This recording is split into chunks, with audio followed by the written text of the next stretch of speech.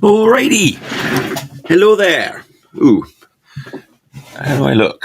Well lit there. How's everybody doing? I don't know if my co-host, Mr. Dale Cipperley, is here today. Oh yeah, here he is. Let's bring him on. Hello, Dale. Hello, everyone. Hello, Charm World. Hello to Amber. Sorry I'm late. No, very good. Well, in case you don't know who we are and you're just tuning in, my name is Chuck Whelon. I am an artist. I draw comics and cartoons mostly, but I also do a bit of painting and figure drawing. That's my newest thing. But today I'm going to work on some work for Goodman Games. I've got some black and white pieces I need to get on with. I was a bit sick this week. Actually, after last week's show, Dale and I went out. We went to the museum. We did some few things, and I got very, very sick for, I don't know, with something. We went to see Joe Sick, yes, with his When We Were Trekkies, which you have there at the Cartoon Art Museum. And, and that's his colouring book, yes, cosplay. Wait, I'm going to flip your image because you look like you're reversed. Well, can I do that? No, I can't. Oh, yes, look at that. All right. Yes, the work by Joe Sick. So check that out. I don't know. Does he have a URL? Is he Joe? Is he at Joe Sick? Is he? I'm trying to find if his. Hang on. Okay, there's a QR code you can scan. It's mirrored. Oh, it is. Sorry. Yeah. You have to set your camera settings to not mirrored. You can look. I'm not going to bother that. Joe, if you just Google Joe Sick and When We Were Trekkies, you'll find him. Okay. Well, thank you very much for joining us, everybody. Welcome aboard. Oh, look. What's going on here now? Oh, there's news features. All right. Oh, there's Charmel. Hi, Bruce. Hello. Good morning. Is Bruce? Oh, yeah. Oh, Bruce. Yeah, Mr. Cobble. Well, that's fine, Bruce. That's very nice to have you back. Amber says we aren't live on our Twitch channel, by the way. Oh, okay. Well, we probably are now, although that does say 10:02. We might be a little late starting. So it's 10 a.m. here, so maybe it just takes a minute before it starts showing up on places like Twitch and what have you. And then, of course, Amber has her Philo show later today.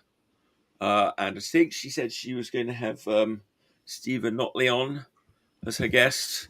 Although I had it on my calendar that I was supposed to be on, so I don't know why I put that in there.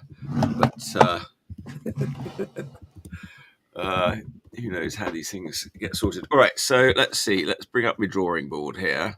I don't know, my producer's here. He was here earlier. I'm here. Can you not hear me? Oh, hey there. Hello. All right, how about bringing up the drawing table here and putting Dale and I to the side? Can we do that? Yeah. Wait, in the middle? Wait. This one's best usually. Wait. Okay. There we go. Oh. All right. Okay, right, I've got a couple to do. Like, is that an underdrawing in red pencil, or is that something you did digital and print out in red? Oh yeah, no, the second one I do digital and print out in red. Oh yes, Amber is telling us that Chuck is scheduled for Art Battle in July.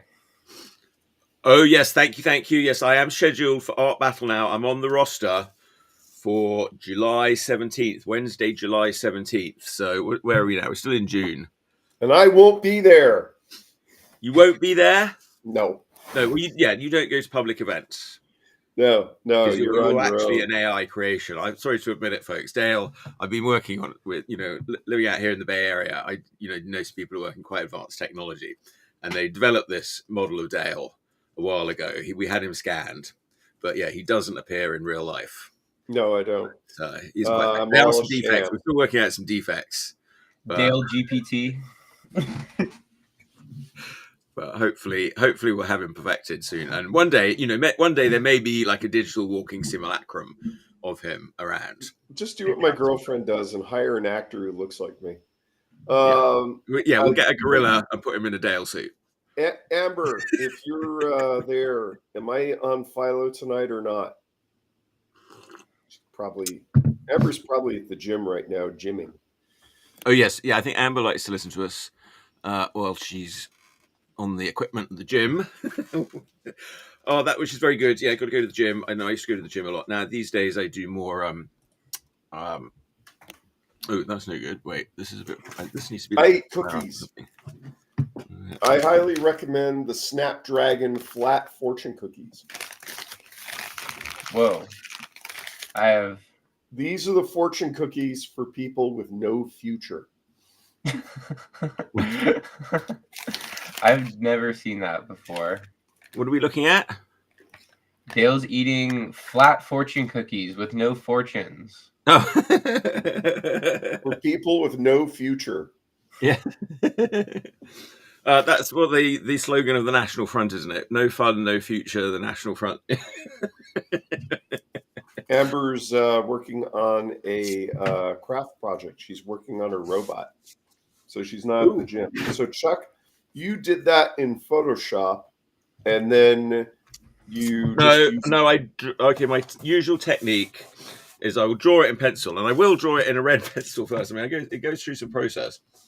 I'll draw it in a red pencil, and then I'll do like my pencil drawing. I mean, I'll usually, or sometimes I might just go straight into the pencil, but then I'll scan that in, and I don't know if I need to do any manipulation, I will, or else I'll just I print it out, usually at about sort of 30% like red. So I make a pure red sort of color overlay that I put on top of the pencil, and a sort of white screen it back to 30%.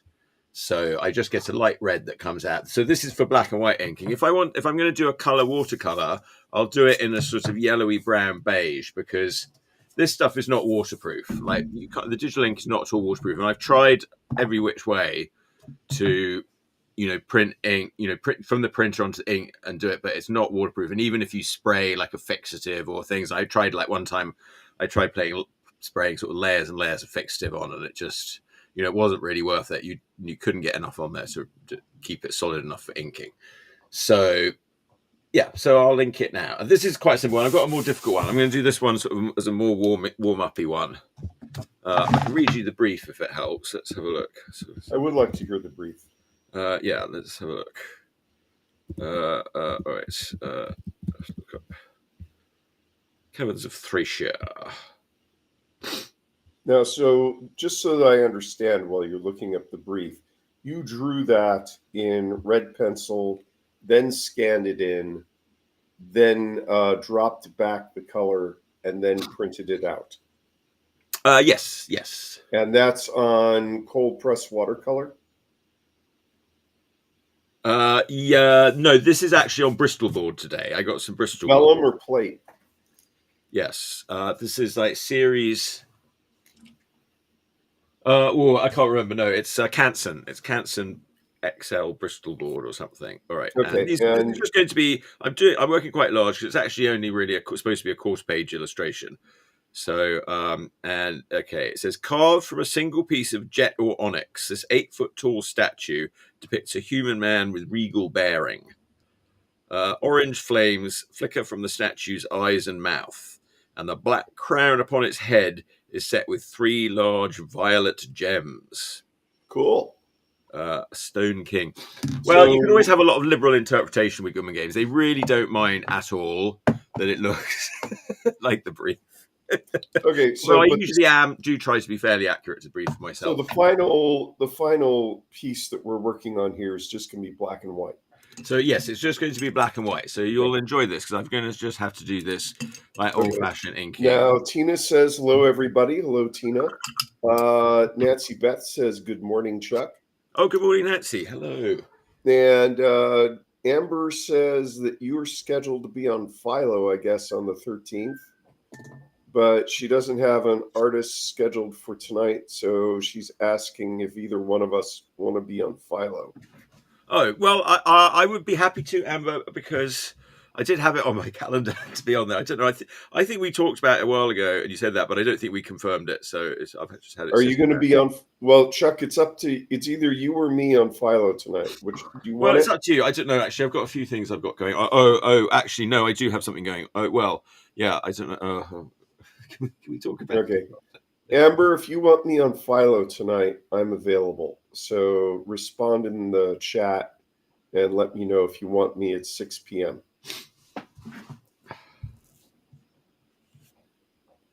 Oh, now the other thing I've got here actually is I keep a print. Here's a sort of print out of my sketch as well, just to sort of remind me what I did. Okay. Sometimes, but it's a little vague. This one, because it's sort of black, I know most of this is really all happening in the inking here. Okay, and that's a sable brush and the waterproof Higgins. Yeah, this is a Winsor Newton Series 7, number 3. Okay. Now, can I talk about the thing that we talked about privately? I think it was yesterday when we were talking about a mutual artist we admire and how he did something.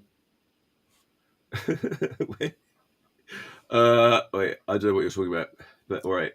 It rhymes with barginals. Oh yes, yeah. All right. Oh yes.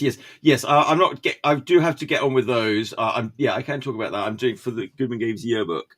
So we can't talk about that. No, I can. I can. You can. Yeah, there's some things that are more secret than others. Like generally, it's not a lot of secrecy around the Goodman Games. First, I am going to interrupt and say that our viewer John Ross, it's his birthday today. He's 35. Woo! Oh, congratulations! Well done, you made it. All right. I think once I got to about 50, then I felt like, okay, well, everything else is a bonus now. Yeah, I'm in the bonus round of my life. But 35 is doing pretty well. You've had all the best bits now. So. I got an extra ball. Just enjoy the rest as best you can. I got an extra ball, Chuck. That's why older guys have to go to extra ball. The urologist. They get an extra ball. Yeah. Nancy Beth says, Kendi says hi and thank you for everything you do. Oh, thank you, Nancy. Okay, so for those who are unaware what Chuck and I were talking about, Chuck is going to try his hand at marginals the same way that Sergio Aragones does for Mad Magazine. Yeah, I knew Dale would be excited when I told him about that commission. Well, it's people have done it in the past for other things, but he's the master because he's been doing it for so long. Yeah, and I do have a big book of Sergio, his mad work that's got all his marginals in. There's that sort of collection of. I guess it's the Mad Book of Sergio Aragones or whatever, nice hardback collection they did some years ago. And I have studied that book very hard. I did another project once where I had to do, I had to do silent comic strips that people were supposed to fill their own bubbles in for Dover books. Mm-hmm. And I looked a lot at what Sergio did with his silent work for that. And so it'll be fun studying his marginals. And I've studied Gru for doing Pupil comics and stuff. So I've studied him a lot. He's the maestro.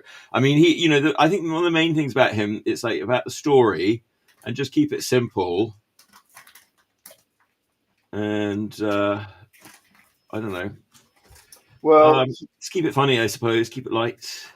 Enjoy yourself. Well, he in interviews and talking to him, he took mime in college, and he thought that was a valuable thing for him for doing pantomime cartoons.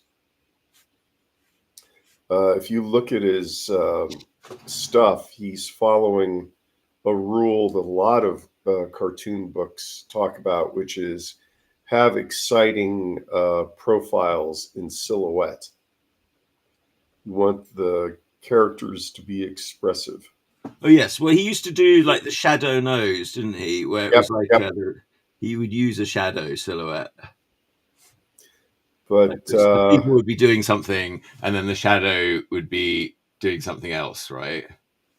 Yeah, you called me. You were chatting with me the other night about the marginals, and just by chance, I was crashed on the futon. And I have an original of his marginals next to me. Just by chance, Dale's crashed on the futon. I'm always crashed. What was the chance? 99 out of 100? Yeah, it's a good bet. But the thing is, I have an original, so I got a ruler out and I sent Chuck. I sent you pictures of the marginals. The problem is, even though he talks in many articles about how he does them with a rapidograph pen, nowhere does he say what size rapidograph pen he's using. Well, and I think he doesn't like to be asked about what pen he uses, to be honest. I think I remember Well, reading that years ago, because I remember years and years ago when I first sort of discovered him, I was kind of quite curious about what sort of pen he used. And the only answer I found was he doesn't like to tell people. well, he'll talk to me about it a little sometimes. If he recognizes a fellow pen nerd, he'll talk to you about pens. But yeah, it's not. I think the point is, it's not about a pen. If he says, "Oh, I use this particular fancy pen," then there'll be a run on that particular fancy pen, and that's not going to work for people like it works for him. He's got his pen. You got to find yours. Yes, but I can tell you from dogged research, I believe what he's using for GRU is the equivalent of a Pelican M200 fine point, and then he also has an extra fine for detail work, and then he has a medium which he uses for the panel border lines. Okay. Don't ask how I figured that out. Oh, so he uses a slightly thicker one for the border lines? Yeah, I think so.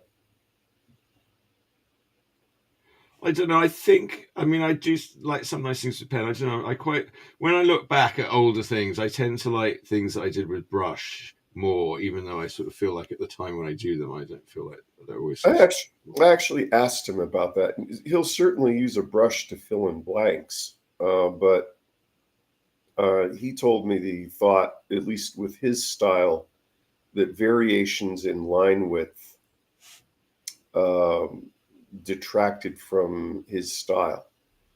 Yeah, I think it's a very sort of how you personally feel about it. I mean, yeah, I totally understand that, and yeah, something about a cartoony, you want a more sort of simple line, but yeah, so it really does depend on what you're doing. Yeah. But over the years, I think I do quite like the brush. It's a little hard to manage and master, but once you get it, he's not a Luddite. I've listened to him in lectures recommending to kids to learn to cartoon on the computer because he knows that it's an integral part of how things are published now. Yeah. But yeah, you're more or less going to be delivering your files digitally. I mean, I suppose some people are probably still delivering. Yeah, but for him, that number must be getting pretty low now. The number of working artists that are still wanting to deliver digitally. Well, the thing is, for him to stop using a fountain pen would be ridiculous because he does not give away those originals. They are not cheap. Are they not? No. What do they go for? I think a GRU page now, and I'm not talking about a cover or I'm not talking about a cover or a 2-page spread. I think a GRU page can start at 1,000 now. Well, that's not bad for. I don't know how many of those he knocks out a day. Probably. Well, I mean, I think if you can do one page a day, you're doing pretty good. But he's quite fast. Well, the pages go to he does them. He'll underdraw some of it, and then it goes to Stan Sakai to letter. Yeah. And then he'll get them back, and okay. Then he'll ink them. That's a nice thing. Stan Sakai will sometimes on his Facebook page show a GRU page he's working on or a little section of it. So you can see what Sergio's underdrawings look like. And there's not much. It's like barely a stick figure. No, I mean, if you're inking yourself, you probably don't need to do a whole lot, especially if it's like characters and like GRU where you're sort of so familiar with it at this point. I'd like to say, Chuck, right now, that's looking really good. Oh, well, thank you. Well, this is a really easy one because, I mean, I thought, well, okay, it's carved out a lump of black onyx. I guess it wasn't. I thought it's not really going to be carved. Really, it's just going to be carved. So it was really just an excuse. And yeah, I sort of did the shading. You can see on my pencil, I'm like shade. Yeah. But I know, all this is really going to be determined by the brush. And I wasn't sure how stationary. I mean, again, it's sort of up in your imagination. So I just sort of thought of it. An idea, and again, it's just a quarter pager. So okay, so that'll be reproduced. That will be reproduced at what, 50% or 25%? I mean, yeah, it's going to be reproduced quite small. Yeah, I mean, a quarter page. Amber is saying that it's so good because he's taking his time. Yeah, I'm.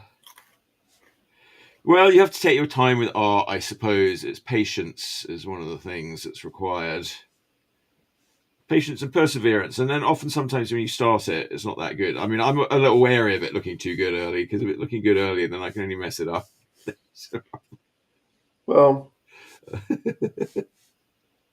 you see, because I work digitally, if I screw up, I just hit the undo button or I use an eraser. Yeah, but first of all, that's okay. The problem is digital is too easy to erase, so it's hard to explain it. But you can't quite put yourself in the moment of taking the risk. So it's way less risky. So therefore, the results are less fun. It's like watching a tightrope walker going with a net. You're like, okay, who cares? Anyone can do that. No, I've worked in ink. All right, you get the result. They got across the tightrope. But well, it's more about how you get across the tightrope. I think there's probably more across the tightrope, clinging to it tightly to the bottom like this. You'll get across the gap.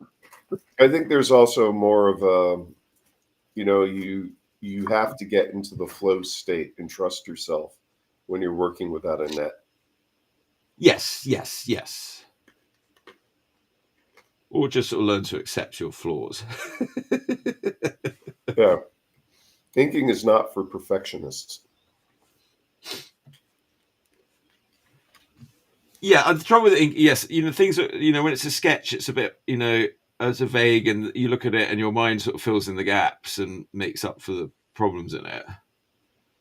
That, but when it's inking, it's very committed. Now we're like this definite bit of ink here. So yeah, I need to dig the fountain pens out again. But in the end, the brush is the only thing that really gives you that line weight, where I can go to an absolute tiny little hairline. So it's huge. Speaking of fountain pens, the two guys who are working on my cat's TV show, they were in town, and one of them, the host, Mr. Lobo, he just will not talk to me about fountain pens. He likes to cartoon using a Sharpie. And he's illustrated a number of children's readers. Oh, I didn't know that. So I went up to Flax in Oakland and talked to Jane, who I believe is the manager. Yes. And they still have fountain pens at Flax. So I got Mr. Lobo a... Do they not realize that we're living in the 21st century? Flax? They have modern art supplies. It's just not digital. But I got Mr. They also Lobo give chisels and stones. They have chisels and stones so we can carve. I got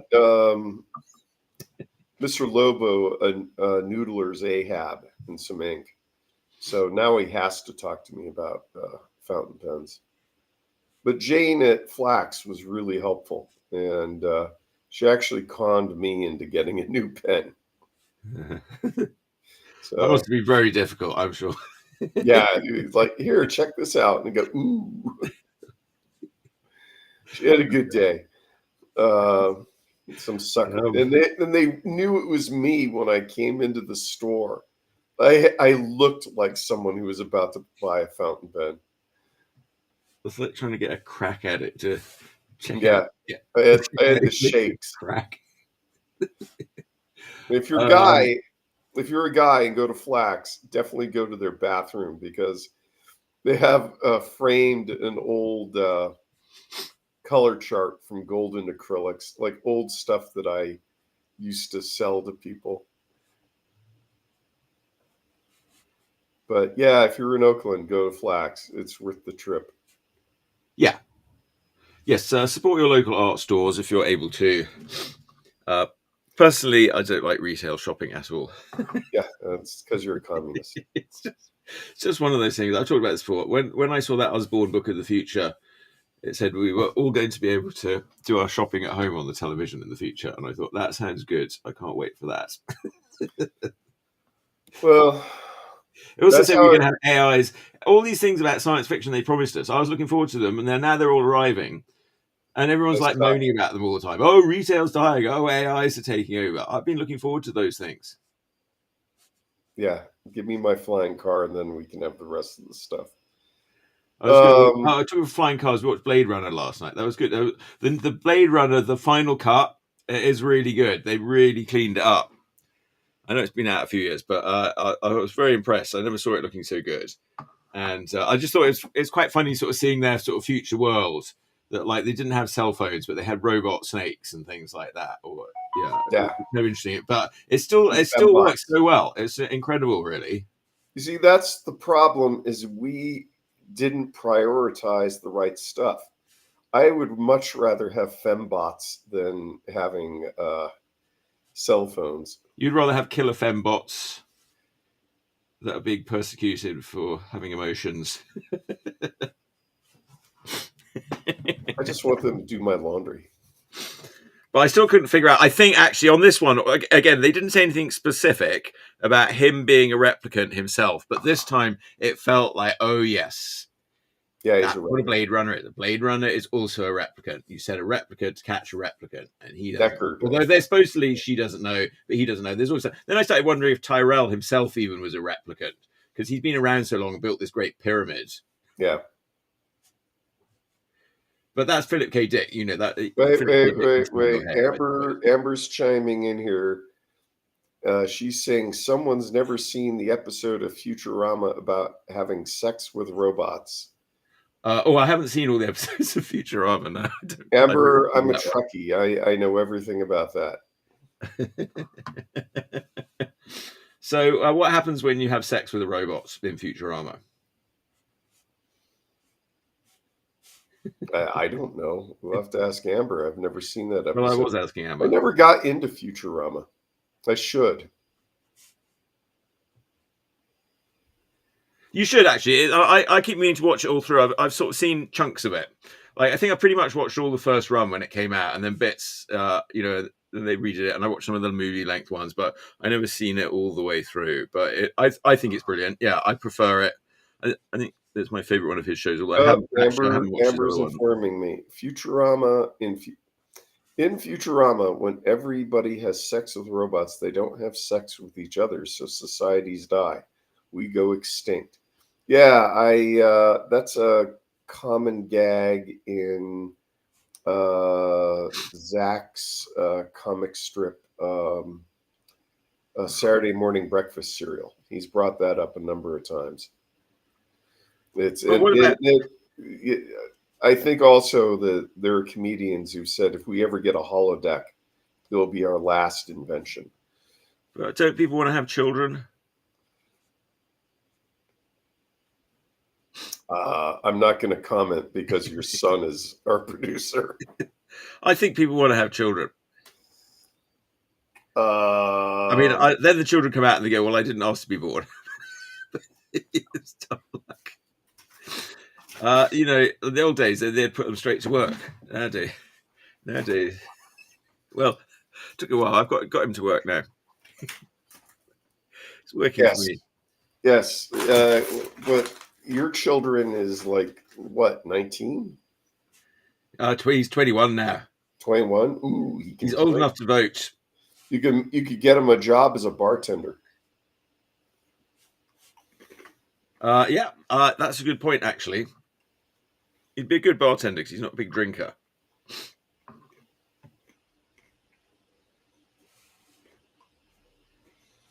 Well, Problem with it's being probably a right. bartender. The problem with being a bartender is you got to figure out what to do during the day before your job at night. The bartender I knew, Charlie at Andy's Barbecue, rest in peace. He was an avid golfer, and so it was all these bartenders golfing every day. Oh yeah, okay. That's good. Then next thing you know, you got an inside deal on a tech company, and you're off. It's good to spend your time on the golf course, I think. Not that I'm any good at that sort of thing. But Oh, and you have to learn how to play all all the the wheeling and bar dealing dice happens. games. I swear that Charlie doubled his salary just by beating me at Liar's Dice every night I went there. I don't know anything about Liar's Dice. Oh, I'll teach you. I'm not very good at it. It's fun, though. We should try playing for money.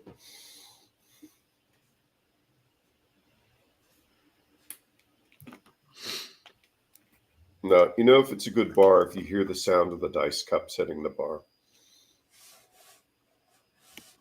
That's really looking nice, Chuck. Well, thank you. Well, it's pretty easy because it's a sort of shapeless lump of rock. I know, but Well, I'm trying to give it a bit of shape. It's like crudely carved out of onyx. now do you think, now you don't use a reducing lens. Do you think that that's going to reduce down well? Are you gonna... Yeah, usually, I mean, like, so reducing lens is something to look at so I can see what it's actually going to look like when it's smaller. I'll tell you what, I can reduce it because I can see it right on the screen here. So, Okay. oh, look, it's reversed though. Hang on. Let me unreverse it. No, I don't know how to do that. Wait. Video settings. Mirror camera. Okay. That's what it actually looks like. I'll get the big bits and then there'll be a little dibble dabbling at the end. You don't think you're going to have to put any whiteout in it, do you? I don't imagine, but there may be a little bit at the ends. I mean, yeah. What are you using for whiteout? You using Pro White? Oh, I have some different things. No, I don't use Pro White, actually. I use... You're using corrector little baby. Yeah. Okay. And I have also whiteout pen. I think I like the pilot. This one. I've got two ones. I don't know. Although I was using this one the other day and it was actually working quite well. So maybe. Oh my God! You actually have art supplies by your table. It's the Uniball Signo. Yeah. That seemed to be widely recommended as being a good whiteout pen. But I bought these Arteza ones and I thought they were crap. But then I used it the other day and it was like, oh, actually, it was working quite well. So. Okay. You actually have art supplies by your table right now. I mean, yeah, that's a big breakthrough for you. Well, I had them in the other room yesterday where I was working. I thought, oh, Dale's going to criticize me if I don't have them. So here they are. Now, I went on to the Sergio fan group and I asked what size rapidograph pen he uses for his marginals. And I thought there must be someone there like Scott Shaw who knows.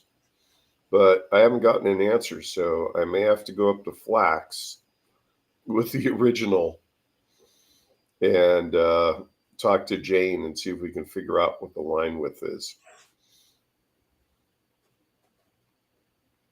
Okay, yeah, well, yeah. If I'm doing that for this project, I'm dragging your ass along. No, I don't. Dale, that's way too much research. All right, I suppose that all sounds very old school. That sounds like the sort of things that magazine illustrators used to do at the old days when the magazine said, I'm giving you a budget of $1,000 when that was a lot of money. And you can fly down to Florida and sit there and draw it. Like if they wanted you to draw some cartoons in Florida, they send you to Florida. Well, What happened I to just those days? think I think that's the thing. You got to be like, you got to be more like Ralph Steadman or someone like those guys who would do that. Yeah. I just like the idea of working with pen and ink for cartooning. We're going to lose some of that information as more people go to digital. Okay, everything's very ephemeral. Did I talk about this last week? I was going through my Pupil old stuff, Yeah, and we were I working. realized some of it was gone. Like the digital stuff, like all my original digital postings of Pupil were gone, which didn't really matter. But there were a couple of them actually where it did. There was like I did two. I found one of them actually. I was quite happy, and I don't know if. And then I started to wonder if I ever did the other one. I did the art for it. I don't know if they're like Blunderball strips, like the rules of Blunderball, which was the sport I made up for Pupil. Which is much better than Quidditch because it's more violent and it makes use of the fact that in Magic you can resurrect people. It's quite a bloody violent sport. Well, I don't know why I want to make the most bloody violent sport. I don't even like sports, let alone bloody sports. I have seen that. I've seen that meme so many times. That idea of having a violent, murderous version of football. Yeah. Well, in Blunderball, they use the head, like in the original football, they use an actual head, and they use this implement called the pitch spork, which is kind of like a giant spork, but it has two prongs on the side as well. So you can use it for decapitating people and then picking up the head.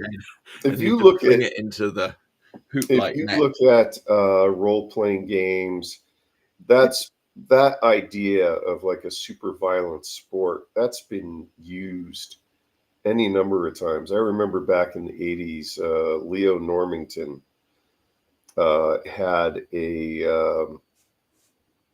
role-playing game that was like that. It was a violent version of football.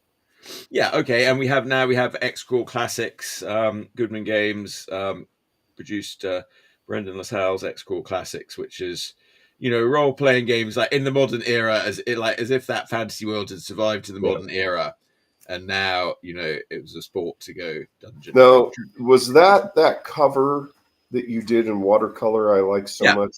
Yeah. I love that cover. Yeah, me too. I really wanted to do more on that. Unfortunately, I didn't do a lot on that. I did a few. I did a couple of plates inside as well, and those two covers, and those will be hitting the shelves pretty soon, I think. Good. I'd like to see how that gets reproduced. And I'm going to put that in next year for my Reuben Awards nomination. Good. Well.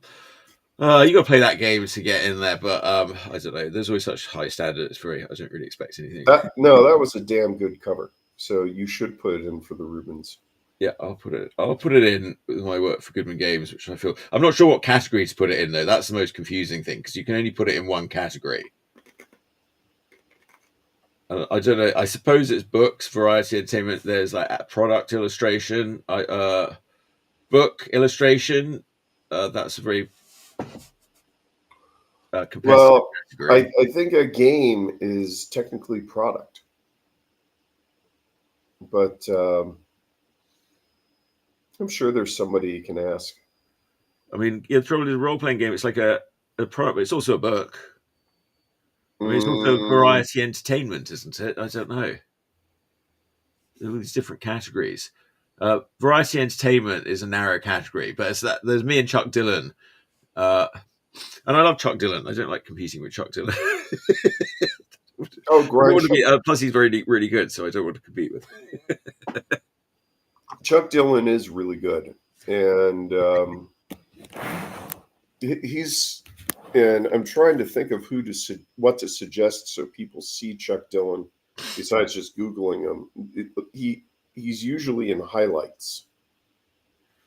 And also, like, I'm doing this art battle. I don't feel like the need to be very competitive otherwise in art. I mean, I didn't do art because I thought it was a competitive thing. Okay, that reminds me, if you have a date for your art battle next week, you got to get back to the canvases. Yeah. No, you're right. I do have to do that. Yeah. Yeah, I didn't say anything this time until now, but you're being lazy. Well, is that? But I was a bit under the weather this week, and I didn't get as much done as I was supposed to. So Yeah. Let's recap that. So we're driving through San Francisco, stuck in traffic, and you're asking me, Dale, when are you gonna stop wearing a mask in public? And then what did you tell me the next day? Dale, I just thought you'd want to know that I'm sick. yeah, I don't think it was a bug though. I'm pretty sure it wasn't a bug. Yeah. No, I mean none of my family got sick, so Yeah. and I was projectile vomiting, so Okay. I think it actually may have been more slightly to do with dehydration. I just said you were sick, but thanks for letting us know it was projectile vomiting. So that's your crow. That's a crow quill. Well, it's a speedball. Speedball. That's not a crow quill. Like crow's feathers aren't shaped like that. Okay. But yeah, speedball is a nice and smooth low line. I mean, I would use if I wanted no line variation, I'd use my speedball, not a fountain pen. Okay. I prefer the dip and I prefer the dippiness. I don't know. I mean, fountain pen. You are dippy. Cheating again. Well, there are fountain pens and there's fountain pens. You can get a Lamy Safari that will have no line variation, and then Sergio's using, I think, Pelicans along the lines of an M200, which have a little line variation. And then there's wet noodles that have a lot of line variation. Wet noodle is a term pen collectors use for very flexible nibs. Okay. And there are practically no modern fountain pens made with very flexible nibs. Oh, is that right? Yeah, the Pilot sells their Falcon that used to be under the brand name Namiki, but the Western name for it is Pilot. And the Pilot Falcon is described as a flexible fountain pen. But if you get antique flexible fountain pens, those things have nibs like watch springs. I mean, you can get insane line variations. So kids who are going to art school, they learn about this and then they go to a pen show, and there are now dealers that will specialize in flexible nib fountain pens. Or you can hire a nibsmith. You can buy a Pilot Falcon, and then hire a nibsmith to grind down the nib to make it more flexible. I am such a nerd. Yeah. Well, I suppose, yeah. I mean, yes. You're getting very refined into a particular technique once you're sort of doing that, I guess.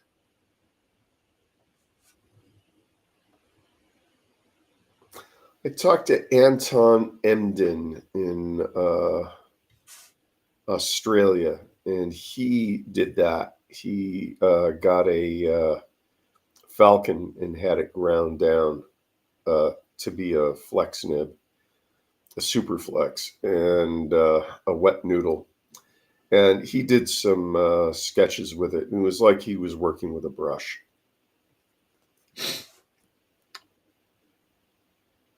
All right. Well, I think I'm probably about done with this. It's okay. You're not going to do anything in the fire? In the eyes? Oh, yeah, there's a few more things I got to do up there. I wasn't going to do anything in the eyes. I was going to... Yeah.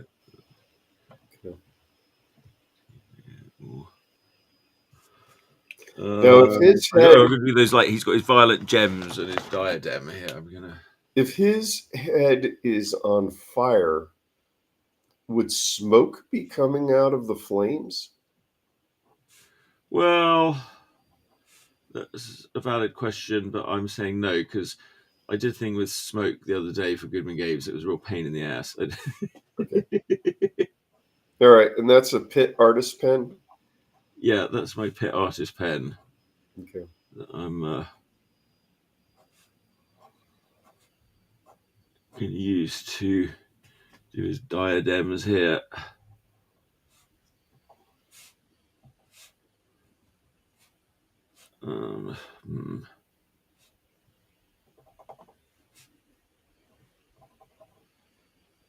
Don't smear the ink with your hand.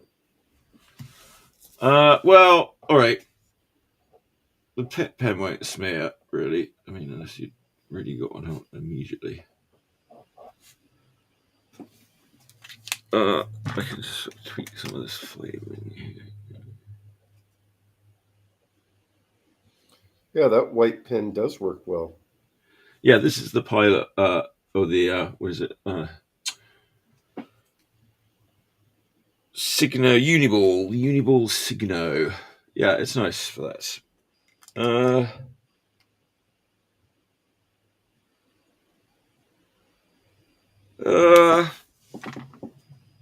it's good enough for now. I'll put it away for a minute and work on the next one. I think that's fine. Yeah, step away and let your brain work on it. Yeah. That's the problem I have, is I have to remember every once in a while to step away from it and then come back and look for mistakes or look for the things that I forgot. I drew a turtle with the elephants and the flat earth on it, and I forgot. Oh, greater tune. Yeah, I forgot to put on the back flippers because I was an idiot. All right. Well, I was quite happy with that first one. That was a good one. Now, but this one though, this one's a more fun one. Okay. The trouble is drawing things. I was quite good. I watched a nice documentary about MC Escher while I was sick in bed to cheer me up, and it was very nice. And he'd done one where he had they were sort of all broken to sort of discarded objects all around. So it was sort of that order and chaos. And he'd done all these little things, and he's sort of talking about how it's actually much harder. And this was very nice to me because he's saying like how much harder it is to draw something that's sort of broken and chaotic looking than something that's neat and ordered. And that's, yeah, it's absolutely true, because it doesn't really look like what it is anymore. So you have to have just enough so that it's clear enough to show what it is. Yep. And it be broken. So that was interesting. But then the other thing that struck me about that documentary is that he didn't make any money from his art till he was 30, and he didn't, or till he'd been doing it for 30 years, and he didn't have to because his dad was very rich. And I'm very, yeah. I mean, like Sam had a good point that, you know, yeah, just because you're rich doesn't mean you're going to use your time wisely. So he did that and did it. But it's really hard to be an artist. It's really hard to do something like really great unless you're in this sort of privileged position. It is a sort of It is a privilege to be able to do art. Well, it takes a lot of time.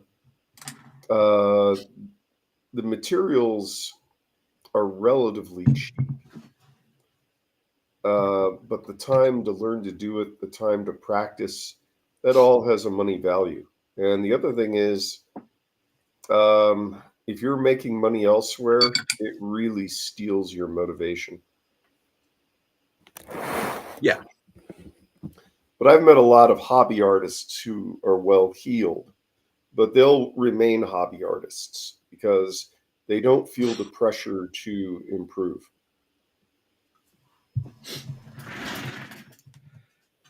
Yes. Well, I think the other thing about MC Escher that cheered me up was the fact that he was miserable and never happy with his work. So that was also like, okay, even he's never happy with it. He's like always struggling, trying to find the thing. You know, it's good. It resonated with me a lot, really. Not that I'm as privileged, not that I'm unfortunately I do have to work, but MC Escher, in my opinion, is one of those artists that all cartoonists and illustrators, they discover. It's like Alphonse Mucha, and it just blows them away when they first see the work. And you take from it what you can. he was unique, so you might be able to do a pastiche of the work, but you'll never be him. But no, and his most famous ones, the sort of people going up the stairs and stuff like yep, that, yep. those mezzotints. Like he's like, oh, those are incredibly difficult, time-consuming process. Yeah. And then he sort of said at the end of his life, if he had another life, he would like to get into doing animations. And that he, quite a lot of his things are sort of, progressive animation stuff. So yeah, that's what he would have wanted to do next. But I think anybody who has to design a pattern, like if you're a fashion designer and you're designing patterns for fabric, Escher is a must to look at. Oh, yes. Well, he got very excited by the Alhambra and all those sort of Islamic patterns. And he'd been doing a few sort of patterns and stuff. And then he sort of copied all those patterns. And then once he's sort of been there and copied them all, then he immediately, and he'd already done it a little bit. And he really got into doing the patterns, but he wanted human figures in, which of course that's the whole point of the Alhambra thing, is you can't put human figures. Yeah, I was in Turkey years ago, and at first you don't notice that there aren't any human representations in art.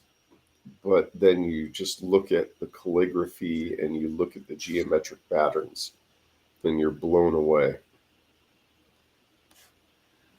Yes, and then the other thing about Escher was that he was most happy. He spent like 13 years in Italy, but he had to leave because the fascists took over. Yeah, fascists ruined everything. Yeah, that was. You didn't read the brief to us.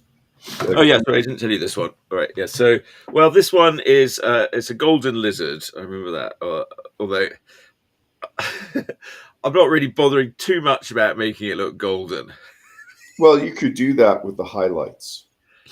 Yeah. What is this? What does it say? It says this enormous reptile has shiny golden scales and fierce-looking claws. And I put the figure in for a bit of scale because I didn't want sure, and I kept her on a separate layer when I sent the brief in case I needed to make her bigger or smaller. But it was like otherwise, it could have been a tiny lizard. Is your ink somewhere safe that you're not going to spill it all over the place? No, and if I do, I'm probably in trouble because I don't think I have any more right now. Okay. Yeah, I'm really looking forward to driving up there today to take you to Flax. I'm not going to Flax today, Dale. You will if you spill that damn ink. Well, all right, I might have to, I suppose. Yeah. Get you out of the house. Get you away from Tina. Poor Tina. Oh, Tina. Oh, she's very worried about our dog right now. Oh, is Whiskey not okay? No, he's fine, but he's just ancient. Yeah, that's how it goes. He's not that ancient. I reckon he's got some time left in him. They'll let you know when it's time.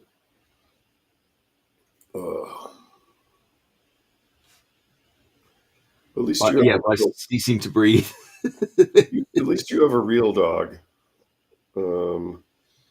Sabrina has Coco the pug, who is pretty much like a ham hock with legs. Okay. As opposed to okay. I thought you were going to say as opposed to a robot dog. No, it's pugs are wonderful dogs, but I like pugs. I have no problem with pugs, really. Pugs are unique.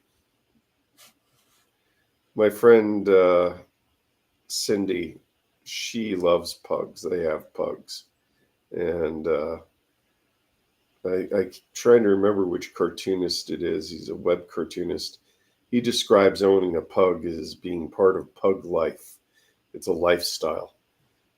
As opposed to thug life. Yes. I don't know. I can never base my life around an animal. That's maybe if I was a farmer. That's really lovely, Chuck. But do you have any reference open, or are you just doing this out of your head? I mean, I used some reference. I don't know. Maybe I didn't use much reference on this. I'm sure I would have looked up a lizard when I drew it. I don't usually look at the reference when I'm inking. Okay. I tend to, And you're just inking's a little making up more. the lighting. What's that? You're just making up the lighting. Well, I mean, I did. The thing is, like that. Doing all that was what I did in the pencil stage. In the inking stage, I'm just mostly focusing on trying to accurately. Okay. So you figured out the basic lighting in the penciling stage. Well, let's say I figured it out as much as I planned to. Okay. I don't know. I mean, part of the joy of doing Goodman Games, right? I'm not, we're not making millions of dollars doing these things. No, but they're supposed to be like they like a nice sort of handmadey sort of look to them, and they don't want it to be super like polishy. That's because Goodman Games understands the history of game art, and they're trying to reproduce that. Yeah, exactly. I mean, just things. I mean, it's doing its own thing. It's kind of interesting at this point because it's definitely moving into its own sort of thing. Oh, and I've got the very exciting free RPG day release coming up. There's like their free comic book day for comics. They have the same thing in RPGs, and Goodman Games got a really good one called Across the Veil of Time coming up, where it's all about a time traveling haberdashery. It's a sort of adventure for first level characters. I did the maps and a nice frontispiece I'm very excited about, and there's a cover. I'm not quite sure if did the cover on that one, if it's Doug or someone else. Doesn't look a lot like Doug, but it might be Doug. And Joe Abarreño, my friend Joe, Goodman Games, he's done a piece in there. So that's all. That's going to be great. That's going to be a great one. Yes. So look out for that. I think that's coming out like at the end of the month or something, or maybe next month, or like probably around about Gen Con or something. Do you have a favorite game shop up in Frisco? A favorite one?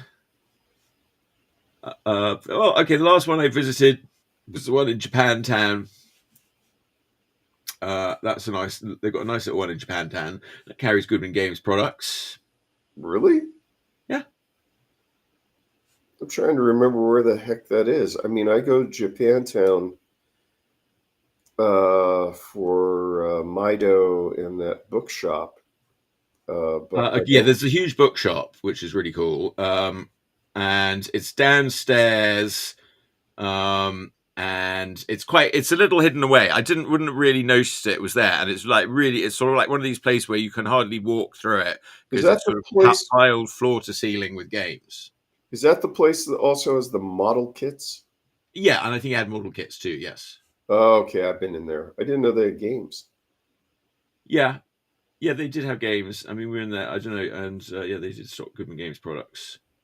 No, down here in San Jose, I'll have to check out the game shops. I poke my head in. There's Elusive Comics and Games on Stevens Creek. And then there's Game Castle, which is on, what's the name of the road? But there's a Game Castle I think it might actually be in Santa Clara, technically. And then sometimes I go over the hill to Santa Cruz, and Comicopolis, even though it's a small shop, they have an interesting selection of games. I drove past what looked like quite a big one coming back from Russian River, like almost like an outlet game store. Where was that? Somewhere up there. Was this in Santa Rosa?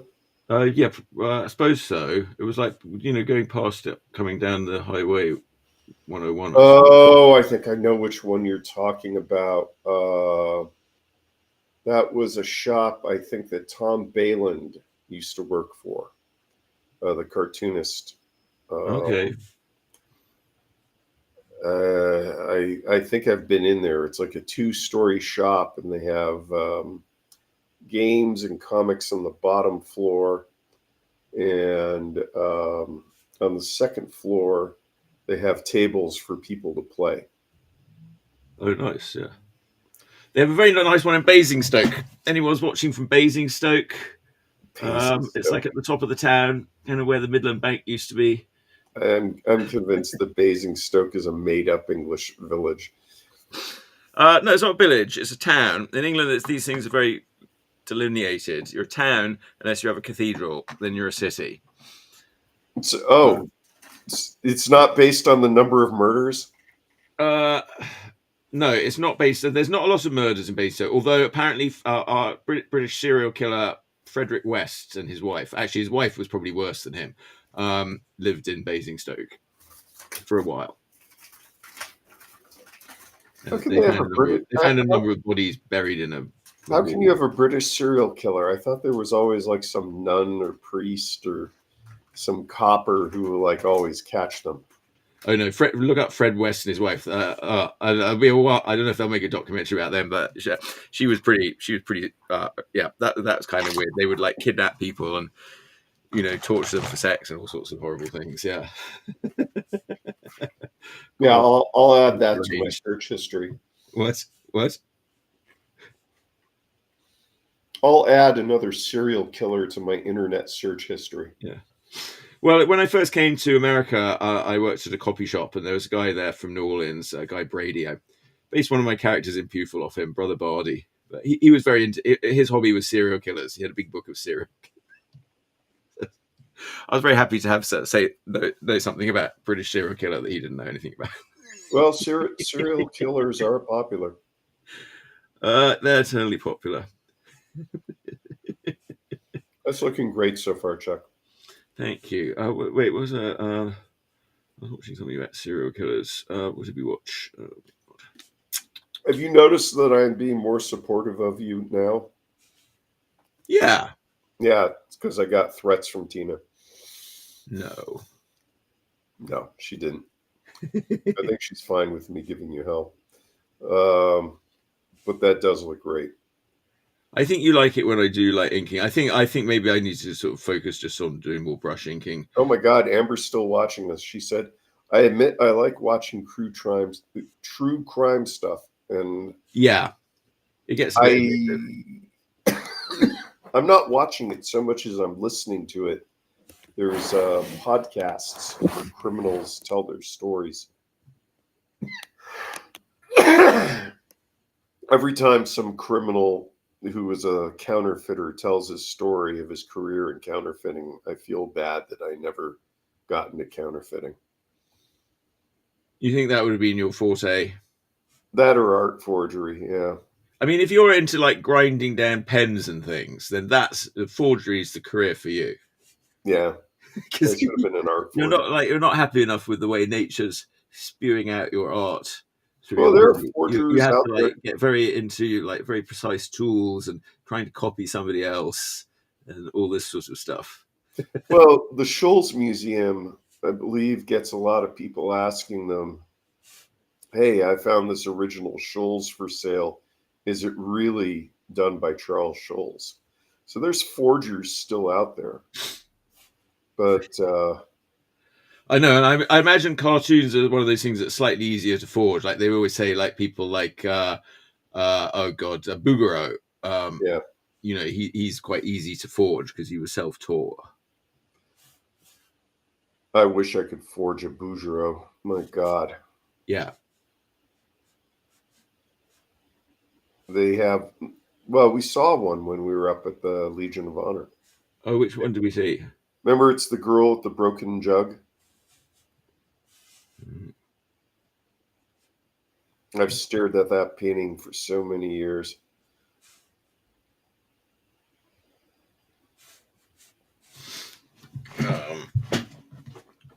Okay.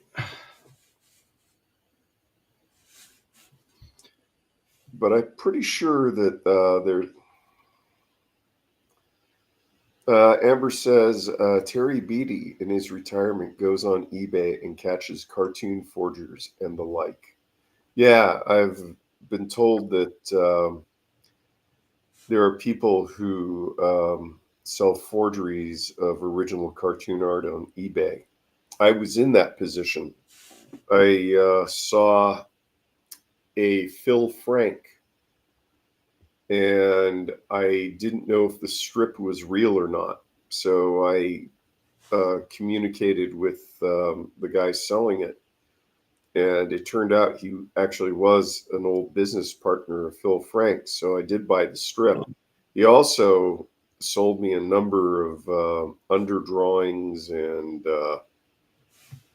other artwork that he did for not Farley, but for, I think, Wine Spectator. I've got it somewhere, but the sheer volume leads me to believe that I didn't buy a forgery. I wish I could just be happy doing nice things like cartoons for Wine Spectator. I don't know if they, I guess the magazine's still there.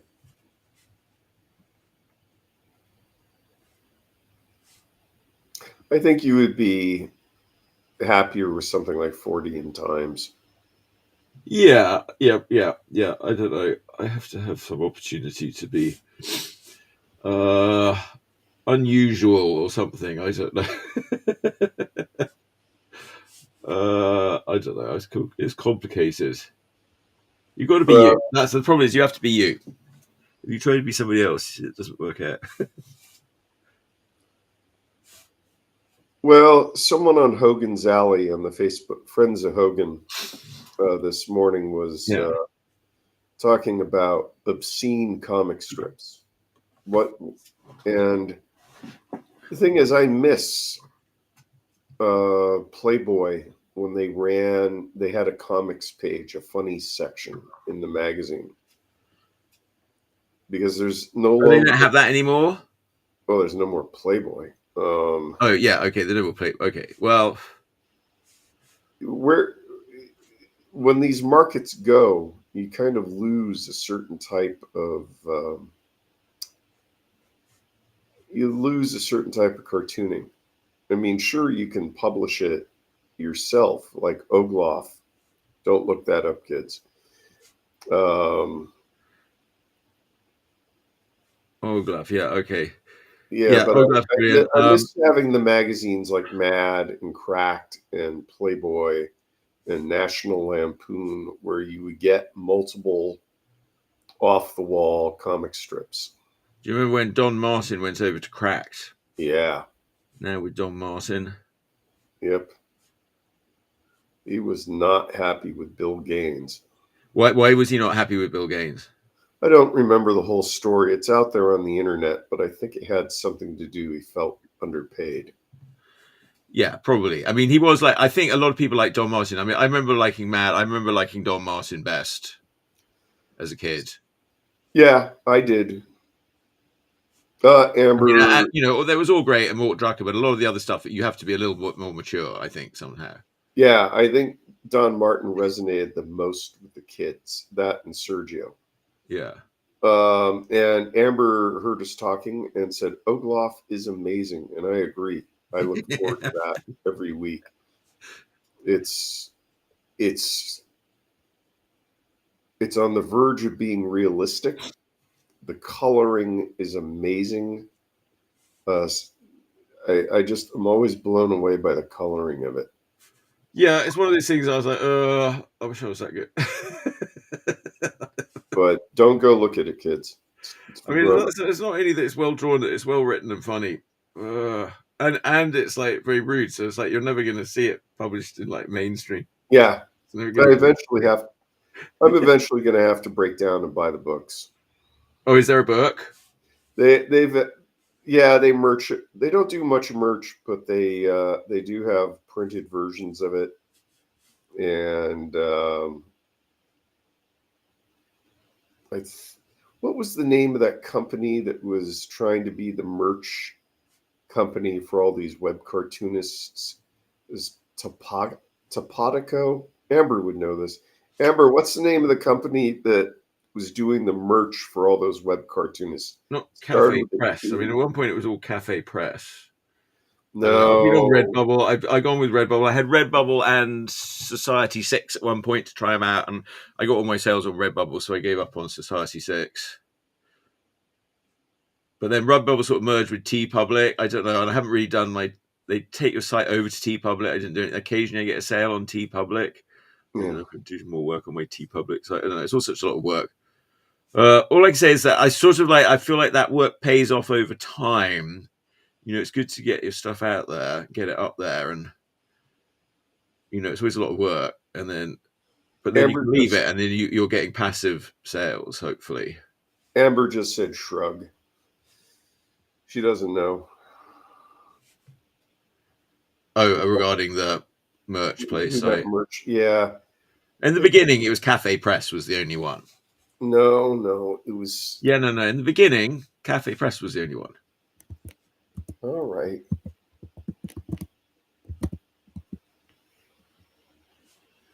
But I think they got sort of kind of big and corporate and not very good quite quickly. I don't know. I still had some things though. Cafe Press, they were like one of the only ones where you could do printing on the back. Okay. For a while. I think they may still be. Topatoco. Topatoco. No, they still exist. Remember that one. They've got an enamel pin. I'm gonna buy an. Oh wow! And stickers and plushies. Ooh, I might have to get a Oglaf. Yeah, they have to get a plushie in a pin. Well, it's good that they're merching it because I don't know how they make any money off that strip. I know they have Patreon because I back them. I mean, they're well known and have a lot of readers, don't they? Yeah, but when I was trying to find out how they do the strip, I didn't find that many interviews with them. I did find one on YouTube, but it's really a professional strip.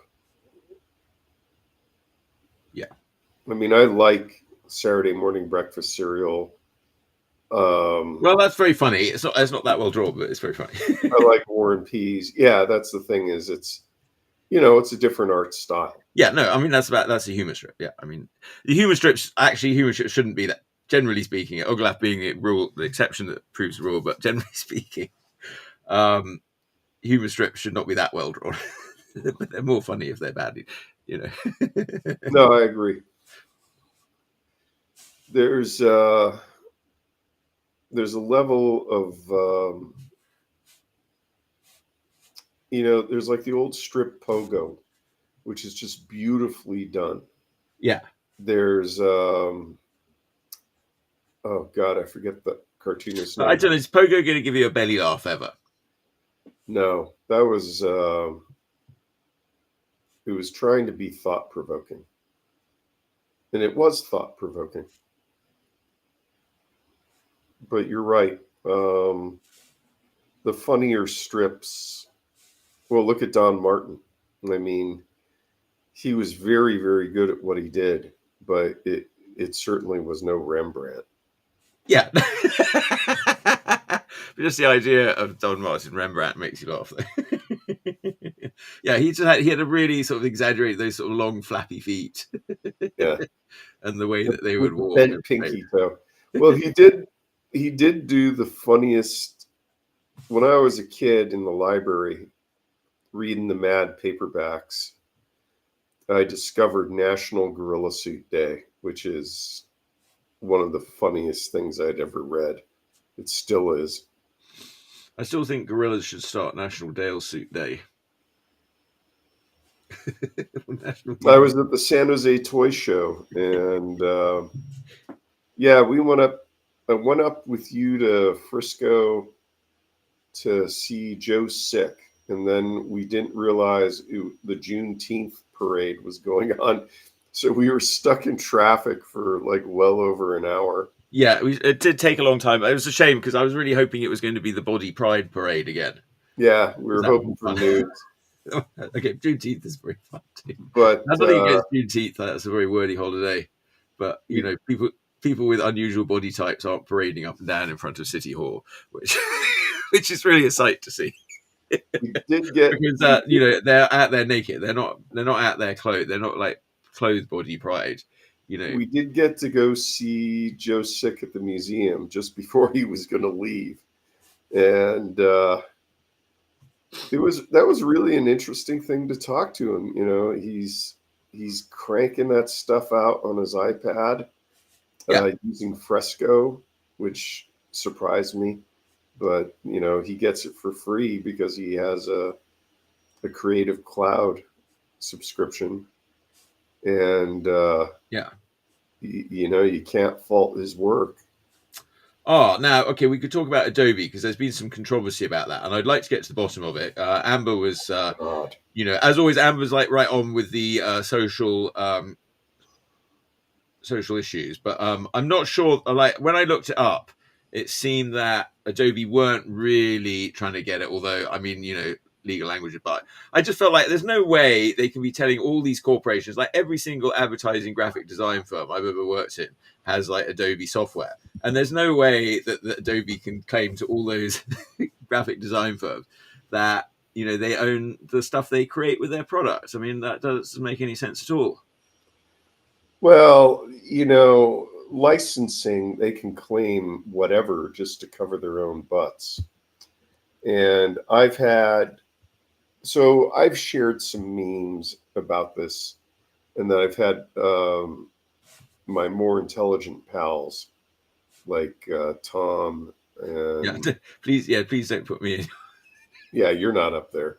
They've informed me that some of these memes are not accurate.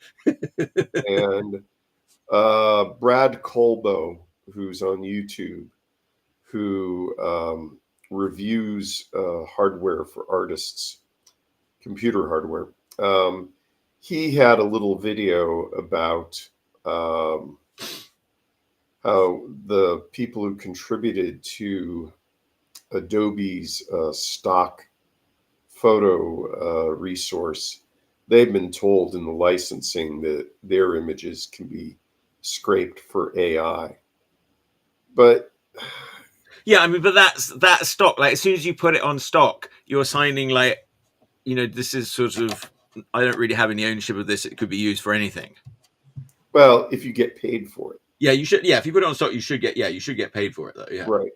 So it's all kind of moot for me because I no longer have a Creative Cloud subscription.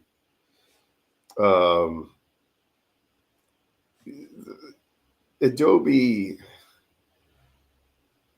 unfortunately, people are going to jump to the negative conclusion with Adobe because they screwed over a lot of people by going to the subscription model.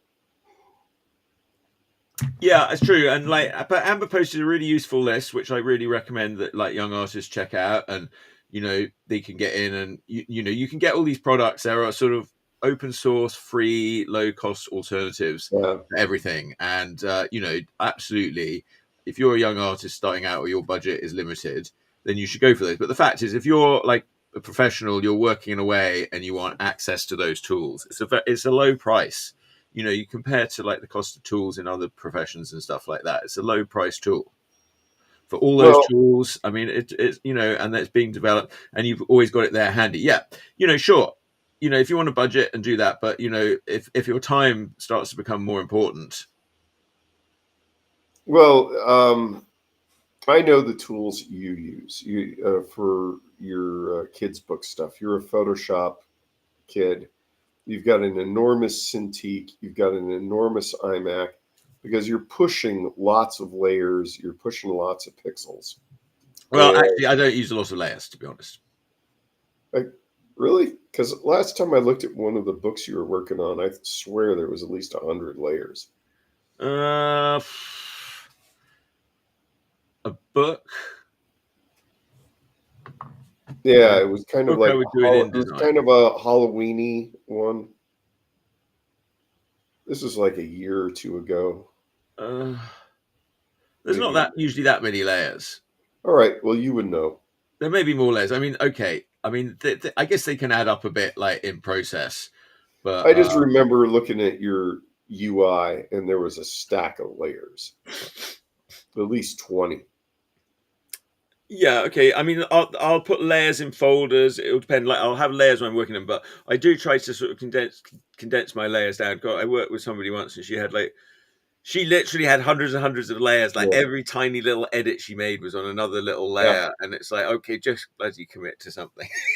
Well, Amber turned me on to someone who was talking about coloring in Clip Studio Paint, and they were doing that. They were doing every section of color when they were flatting on a different layer. I just thought that was nuts. But you know, it works for them. And if you have the power, Well, I don't know. It you know, whatever. Look, there's always more than one way to skin the cat. So whatever system works for you, I suppose. well, it's just But you have I think more layers, you have more pixels. You're talking more RAM. I remember the old days with Photoshop trying to paint and digitally edit, and just the thing is just chugging along. I didn't have enough RAM. The processor wasn't powerful enough. Yeah. It's been a long time since that, but you know, I mean, I guess over what, like, yeah, my one's starting to get a little grumbly about things, I think. I'm trying to remember what my friend just recently bought. God, I think it was Tom. He got himself one of the Mac Studios. He likes it. The Mac Studios. You know, it's those headless iMacs. I haven't really seen them. Yeah, you pick what you want, and I had an iMac Pro or whatever they call it, which I've quite enjoyed it. It's been a good one. You know, it's probably still fine, but it's got the Well, RAM. I like your iMac. And they won't let me put new RAM in it, which I hate them for. I like your iMac Pro because with that and the Cintiq, you had one display for reference, and then you had another display that you drew directly on. I always thought that was a nice setup. Yeah. Yeah, that worked out quite well. But it took me a while. Like I remember, like I had my old setup, which was sort of fairly good, and then I got that, and it really required me changing my setup, and it took me a while before I could really actually figure out how to have it. Well, because you have to be, you have to be so careful, like ergonomics and all this sort of stuff. That's where you're sitting every day doing it. Ugh. Well, I can understand why you doing the books would want the Adobe Suite because it gives you InDesign, it gives you Illustrator if you have to do any titles. Yeah, I mean InDesign, Illustrator, Photoshop. I use all of those constantly. I mean, I also use, you know, well, I guess I don't really use Dreamweaver at all anymore, but once in a while I might still need to open that up for something. But Premiere and all that, After Effects, you know, and then there are all these other little apps like, I need an app for this and I need an app for that. Yeah. And they're all in there too. So I don't have to sort of, you know, I suddenly need an app to convert a video or something like that, you know. And that's like, I think the creative crap, you don't think of it yearly, you think of it as monthly. It's just, you know, yeah, it's a subscription month to month. And yeah, you know, yeah, if you're just a young artist starting out, you don't want to be paying that every month. That's like, okay. Yeah. I totally get it. And that's why like lists like Amber's put out, and go and check out Amber's site and you'll see that list. And that's a very useful list. There's a lot of kids who are interested in the stuff. Oh God, what is the name of it? It's a suite of applications for the iMac. I'm sorry, the iPad and for desktop. And I'm trying to remember the name. It's a publish. They have a publisher, a designer, and a photo. Oh, what's the name of it? But they're recommending it to kids as an alternative. But the thing is, it isn't as feature rich. Designer. I mean, the other thing is I just always use those tools from, you know, my days in advertising. Oh yeah, and you don't want to have to learn a new one. It's Affinity, the Affinity Design Suite.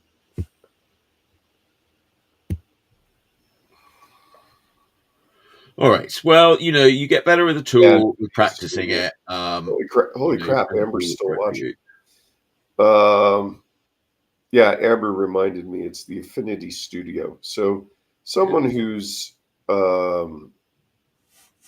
doesn't have that much dough, or if they're just working on an iPad, Affinity does offer a lot for a little bit of money, but you can't really compare the Infinity Designer to Adobe Illustrator.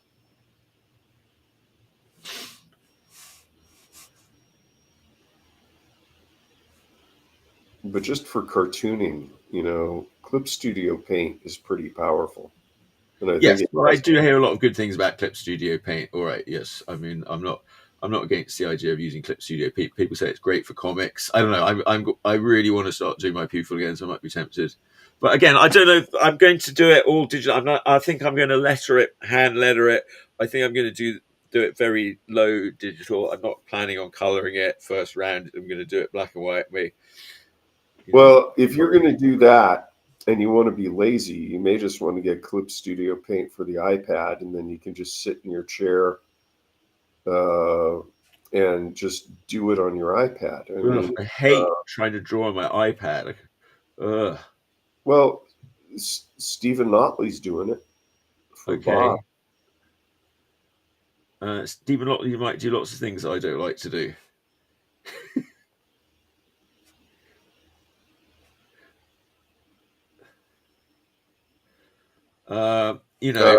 Jay, we spend so much time on the computers already.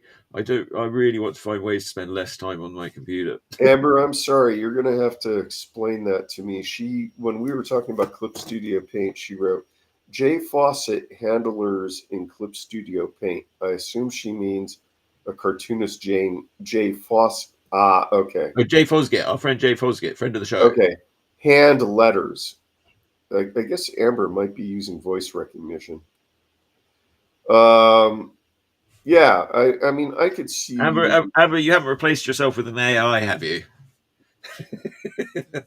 Amber's been replaced by an AI. I don't know what's going to happen. She's been speaking out against AI, and now they've replaced her.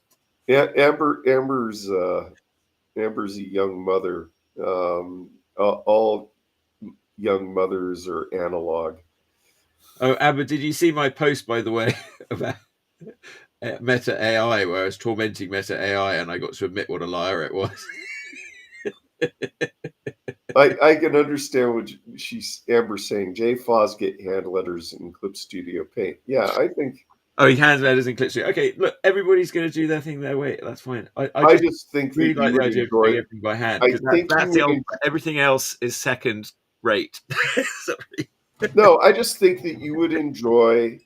No, you're putting the computer in the way. It's no good. I just think you would enjoy the vector layers. I'll come up there. People in the future will respect you less. I'll come up with my laptop someday, and you can just spend a half hour or an hour cartooning in Clip Studio Paint and see if you like it.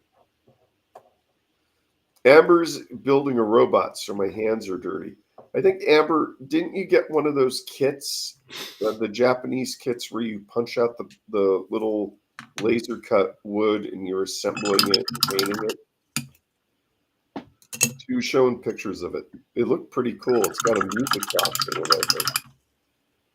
Dude, if you did a shadow for the figure, are you going to do a shadow for the lizard? Yeah, there should probably be like a big shadow like under here. I don't know. I didn't really do it. Yeah, it doesn't have to be huge, but don't you want continuity?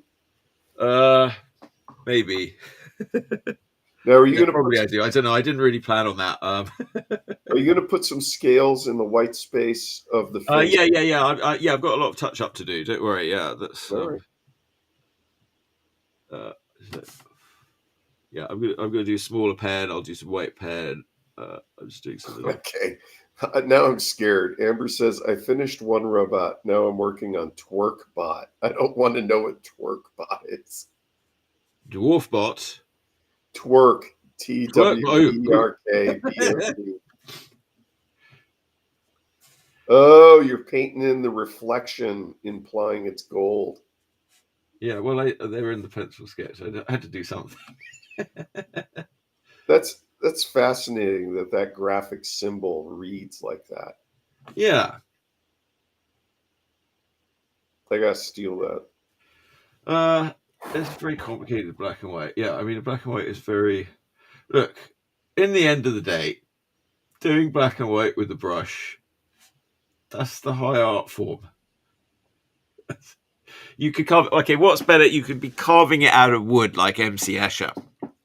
Like he's like that really forces you. So okay, yeah. Oh my God, you are so obsessed with MC Escher recently. Well, I told you I just watched a documentary about him this week. Sam, all artists go through this phase. They discover MC Escher, and then they also discover. I didn't just discover him. Alphonse I mean, Mucha. I've always loved him. He'll get obsessed with Alphonse Mucha again, and God, I'm trying to think of who else. Well, I've never been that obsessed with Mucha because I'm like, I don't know if I could do that. I went to see, they had a good Mucha exhibit. Like recently after I painted my mural in here, I went with my neighbor and she said, wouldn't you like to paint that on your wall? I was like, no, I'm quite happy with my terraforming Mars scene.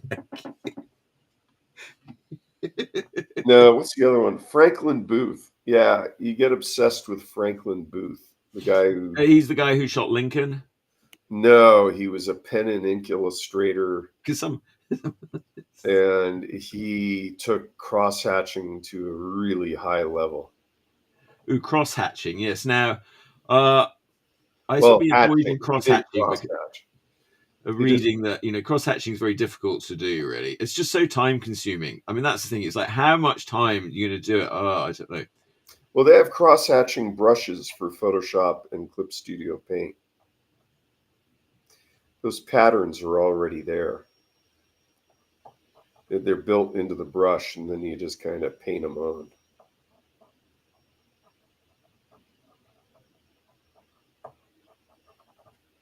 Part of the thing about cartooning, though, is like the simple. I don't know. I was going to say that. I forgot. Well,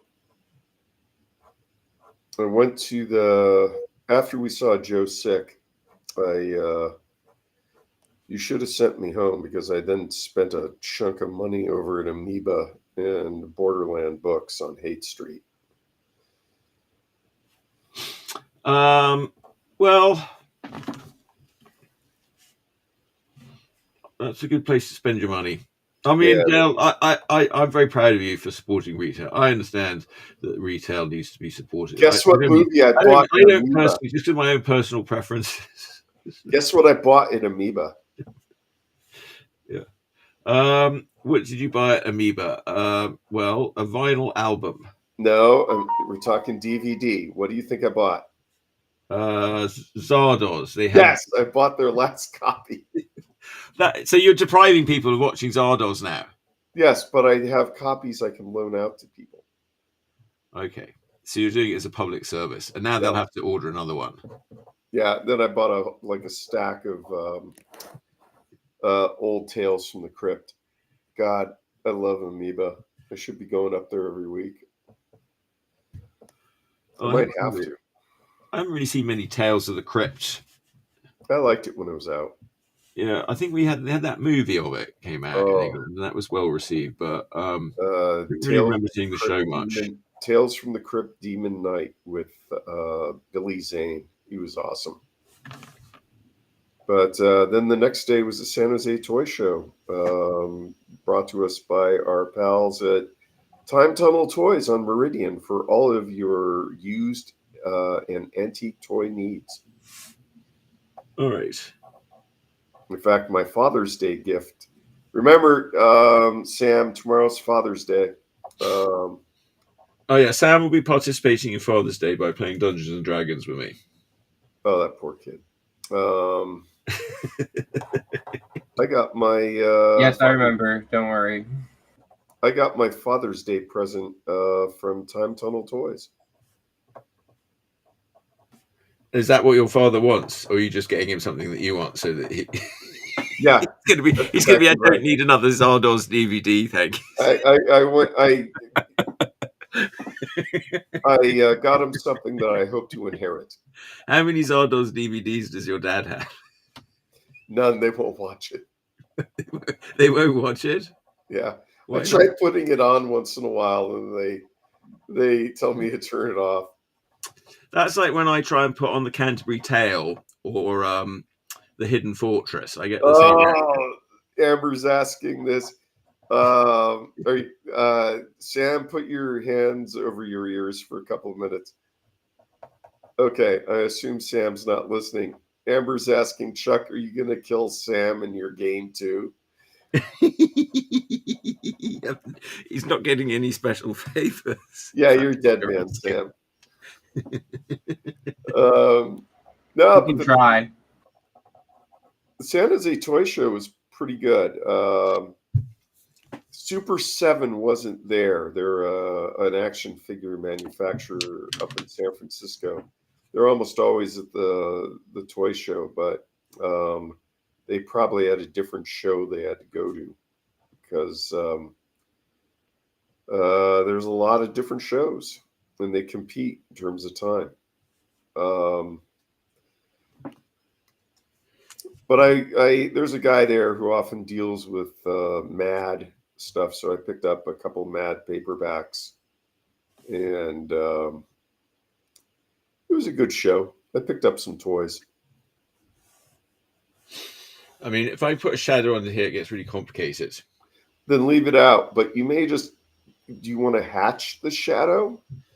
Not really, because there's not a lot of hatching going on. I mean, I did a little on its face, but that's because it's the detail. Well, let me ask a dumb question. You see where you have the claws of the character hitting the ground, so to speak? Yeah. Do you want to put like just little marks there to indicate interaction with the ground? I mean, okay. Well, I mean, how I could do it is I could get my red pencil out and I could, sketch it in at this point if I wanted. I suppose I could do.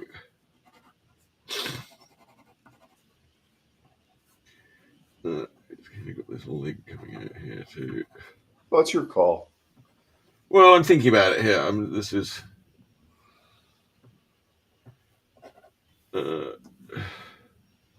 God, you and your tiny pupils.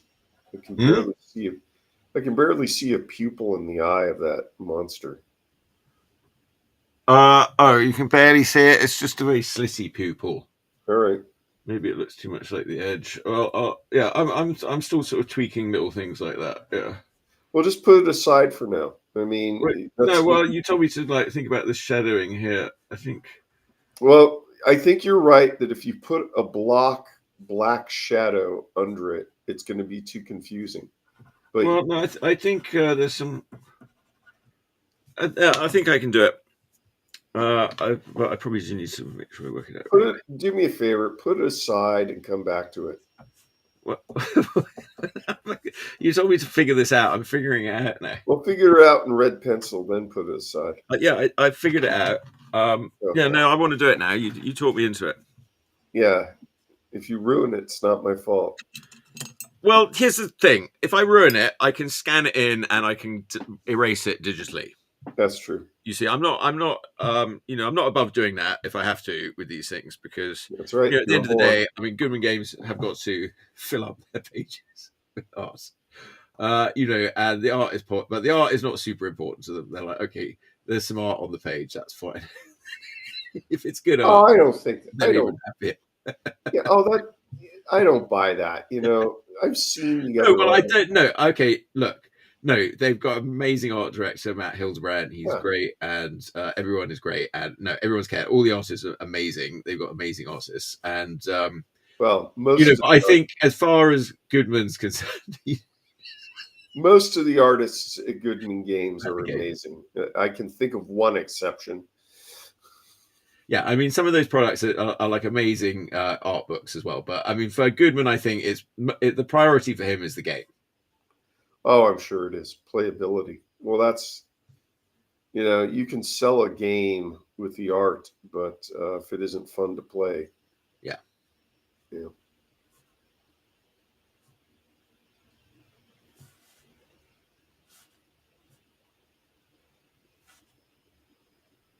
Yeah, they're super fun. They're always so well written. I mean, the one about the time traveling haberdashery is great. I think it's very fun. Well, I've got a penchant for time travel as well. Anything that involves time travel is always good. I assume that they have a good play testing group. Oh yeah, everything's very thoroughly play tested. Yeah. But I like going to art. I don't game much, but I love going to game stores and just looking at the art. Well, go in on Free RPG Day. I'm not sure when that is. If somebody wants to look that up, I want to say June 27th, but maybe July 27th or something. Producer, can you look that up? Oh God, do I have look what up? When is Free RPG Day? Well, 2024. Don't bug your kid. Free RPG Day 2024. June 22nd. June 22nd. Oh, June 22nd. All right, so coming right up. Yeah, but I wonder how many game stores take part in it. Take what? I just wonder how many game stores take part in Free RPG Day. I think it's like Free Comic Book Day. Yes, but not every comic book store takes part in it. Oh, why not? I don't know. They don't want people to come into their store getting free comics. They want comics to remain a premium item. I don't know what it means. I mean, look, it'll be a big product. It means it'll be out there. You'll be able to go in and pick one up for free. And the other thing about them is that they're very sort of like the DCC system is quite sort of system neutral. So you can sort of play it well. I mean, the DCC itself's got some crazy things that happen. But, you can take these adventures and play them like basically in whatever system you like.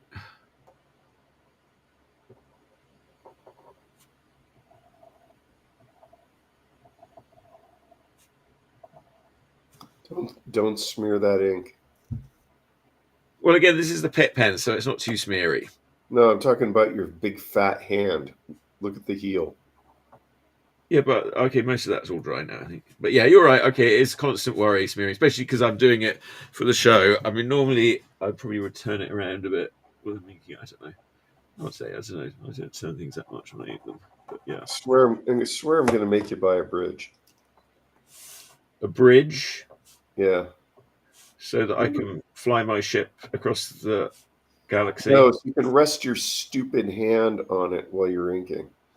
Why do I want to do that? I don't know. So I don't smudge it. You need... Oh, I am going to point out something. Yeah, go on. Look at the figure's left hand where it goes across the tail. Oh, yeah. You're either going to have to use some whiteout or do something with the line so it brings it forward in space. Yeah, let me do a little more black. Yeah, you're right. That was an area that needs a little attention. Okay, you see how the tail goes behind the yeah, I'm gonna put more black and then I'll put white out the hand a bit more on top of it. I'll draw the hand. Yeah, that tail going behind the body and the front arm. That's starting to be on the same image plane as the body and the arm. The trouble with like inking in black and white is once you start looking at it critically. The trouble is that's part of why I don't do it, because whenever I see it, it's like there's a difference between like, okay, you first see it and you go, wow. And then the more you look at it, the more it sort of starts to fall apart, which is, I think this is true for any of them, or it comes back together. I don't know. It's a funny thing, and it's really dependent on your brain's interpretation of it. And think of it's like the comics. You're reading through it at a sort of certain speed, so you don't need to stop. And even like people say, "Oh, comic art is sort of crude," which it is crude, but there's a lot of it, and you're reading through, and your brain sort of translates it as you read. So. Yeah, it's very well. What I remember, these things that you get obsessed with once you start doing it. Yeah, I'm going to name drop here, and it's going to be Sergio. But I remember watching Sergio inking a Gru page, and then he was going back in with whiteout. So when there would be lines that would intersect, he would put a little drop of whiteout. If he didn't already know not to have those lines intersect, because he was he would break up lines if they were part of the texture, but he would also break up lines if he knew to send something forward or backwards in space. Well, what are you talking about? Are you talking about like, okay, you can do a line between... Okay, see where you're painting right now, and you have that tail? Yeah. Okay, you're getting... if it wasn't for that white highlight on that scale... Yeah, I can go... but yeah, there's like... you're talking about like... The tail and the body would be in the same plane. And so if it was me, I would take a little bit of white out and make sure that there's white space between that tail and the body. And if it's in shadow. No, like here, the shadows are like here you could wait. If it's in shadow, it's dark. I don't know. I would take a white pen, and where you have the hand going over the tail, I would put some white there to outline the hand. Yeah, I'm gonna. Well, I'm not gonna. I don't need that outline because it's reversed out. Okay, you're obviously being a curmudgeon and not listening to me. Well, do it however you want. It's just there's some places that I see that are just screaming out for some white out. Maybe. We'll just put it aside and look for yourself later. Yeah. You're gonna see more stuff if you give yourself a 20-minute break. Yeah. Well, I agree with that. Yeah. You know, but then at some point, like, and about other times you pick out 10 minutes later, you go, well, that's done. I gotta tell you did two really nice pieces. But this piece that you're working on right now, you can see that it's better because you warmed up. Well, it's a better piece. The other one was hard. I mean, the other one was more sort of like, okay, that's just a black blob. Yeah. I've got to draw something black in black. Not only is it black, then it's got to have fire on it. It's black, so with fire on her. That's not like drawing a box. Well, it's nice work. I also want to point out it's 11:51, so we should be wrapping up. That's two pieces done. Oh, wait, I think there's a little bit. Wait, you're right. His eye is very narrow. Let's... repeat after me. I am always right. Dale is always right. Well, it's true. You're always right. But the trouble is, like, most people always... It's okay. Sam had a great example. I think he's got a good teacher right now. It was like, the picture where you can look at it is either a duck or a rabbit. Yeah. And nothing's changed about it, but some people say it's a duck. Other people argue it's a rabbit. They'll go to war and kill each other if you let them. Yeah, that's a classic. But the point is, like, that I thought of is like, don't forget René Magritte, Ceci n'a pas un pipe, is neither a duck nor a rabbit. It's some lines on a piece of paper. Yeah. So don't go and kill each other over whether it's a duck or a rabbit, because it's just some lines on a piece of paper. We're all just lines on a piece of paper. Yes, and if you believe Dale, then the great cartoonist just woke up this morning with a hangover and started... Yeah, that's our lives. So what are you working on? What are you going to do after this? You're going to crank it? Well, I have two more to do in this series. They're not quite as much fun. So I thought I'd do them more fun. I think this was my favourite one. But, it depends what you like, I suppose. I've got to do an evil cleric. He's a bad priest or something. I've got him. You're going to have fun with the designs. And this guy who is like, I was like, what the hell?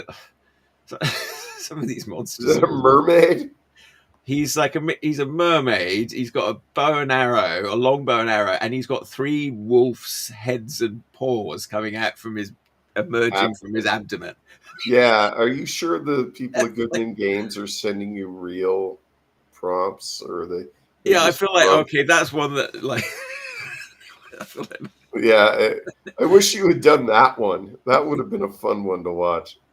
Would it? I don't know. I'll see how it goes. It's not a nice sort of black. I think it'll come together. I'm quite happy with it. I don't know. Okay. Now we want to remind our viewers, I'm like, to look for art glitch. I'll trust the writers. The writers wrote it, so they know what they're doing. Yeah, sure they do. We want to remind everyone, our buddy Amber has her show tonight, 6 Pacific on Twitch. Look for Art Glitch. And the name of the show is Philo, where she'll be doing panels live for a long-running strip. And I don't know if I'm going to be drawing there or not. All right, and you will be able to see these illustrations at some point in the future in the Caverns of Thracia release. That's what they're for. It's for Caverns of Thracia. It's well, these ones are not super urgent right now. There's quite a lot. Like Caverns of Thracia is one of those old modules produced by well, I forget one of the sort of non actual, like, you know, non D&D publishers from back then.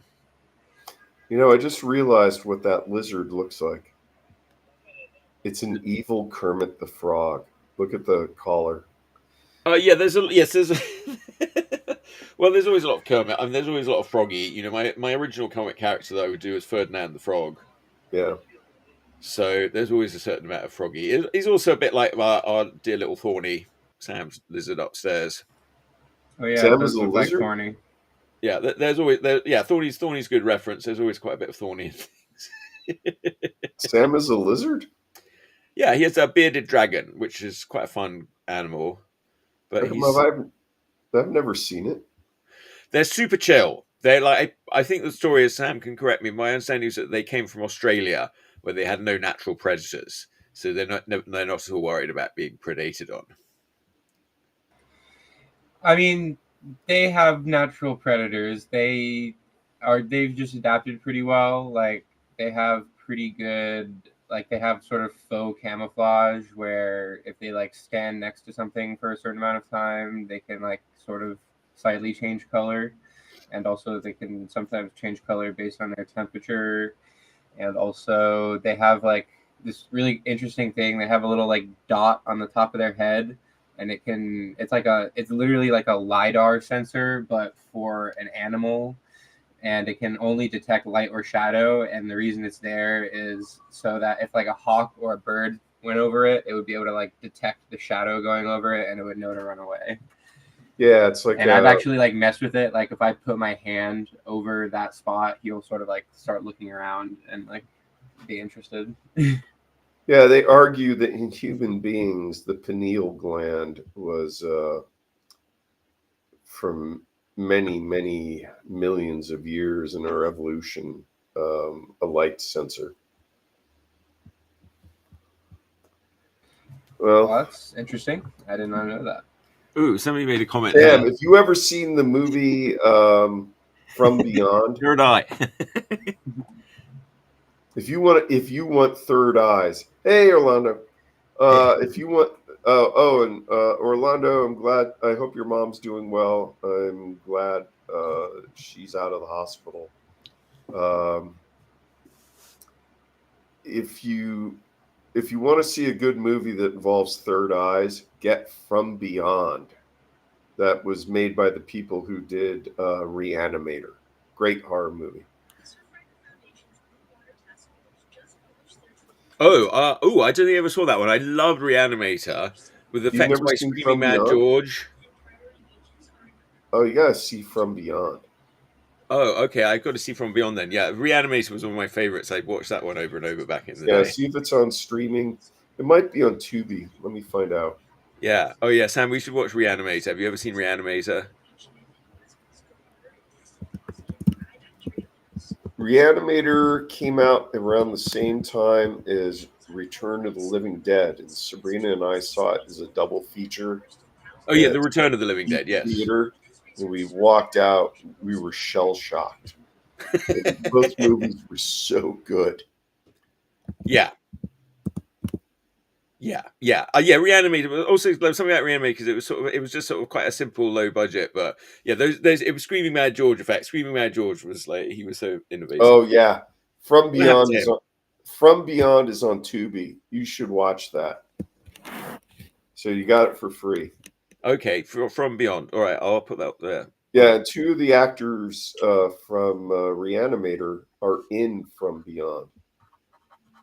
Well, I only remember two actors, which is Herbert West and the doctor boss guy. No, it's the guy who played Herbert West is in it, and I think the actress was Barbara Crampton or Compton. I did my own version of Herbert West on A Grave Business for Goodman Games. Yeah, I called him Herbert Pest. Well, I would draw today, but I gotta finish up my dad's Father's Day present, and then figure out what I'm gonna cook for him and go get groceries. All right. Well, I think it's time to say goodbye. Thank you, everybody, for tuning in. We'll be back again next week. That was some fun drawing. Got Amber reminds us that the actor who played Herbert West is Jeffrey Combs. Jeffrey Combs. Oh, yes. Who has been practically every alien on Star Trek. I don't think I've seen that movie since I moved to this country. Well, I need to see it again. It's a nice movie, but it's no Zardoz. Yes. Well, and whether that's a feature or a bug, we'll leave that to the viewers to determine. All right, is the producer there? Can you put on the theme tune, or did he knock off? Yes, I'm here. Yeah. All right, you want to put on the. All right, we're gonna end it out. All right. Yeah, we'll go. We'll be back next week, and I guess I'm going to be trying to get back to art battling by next week. Yeah. Yeah, we better. Yes, I will create a little schedule, and I will have you on it. I'll have you answering questions, and we're gonna get back to being a real show now that we're doing art battle again. Yes. Get some canvases and some art supplies. Yes, you did a good job of having everything ready this time, so let's keep that up. Yeah. Okay. Well, thank you. All right. Here we go. Let's run the outro. Thanks for showing up. Song for Chuck Whelon showy. He asked me to write one, but I stole from David Bowie. Here's a theme song. Chuck Whelon is the best. We have lots of hosts, but we're running out of gas. Will you be our guest on? Will you be our guest on? Beyond the Chuck Whelon Show. Whoa, whoa, whoa, whoa, whoa, whoa, whoa, whoa, whoa, whoa. If you're gonna have a show